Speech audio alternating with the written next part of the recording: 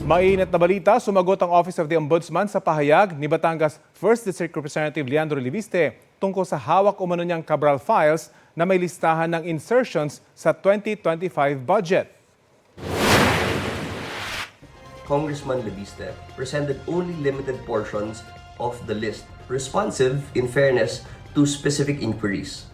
But he did not present the entire set of files he claimed to possess, even when asked to do so.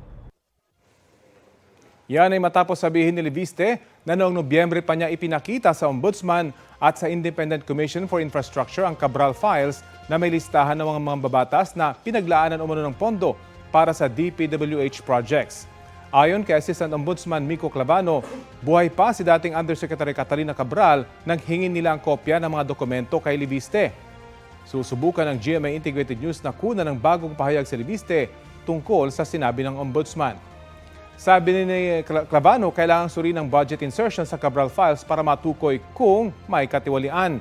Dagdag ni Clavano, hawak din nila ang Central Processing Unit ng computer ni Cabral sa DPWH para masuri ang mga dokumentong posibleng gamiting ebidensya sa ginagawa nilang investigasyon. The office is preparing to conduct a digital forensic examination of the CPU of the former USEC. And this will be done transparently, and the office considers this a critical development as it allows the investigation to proceed on the basis of an original digital piece of evidence.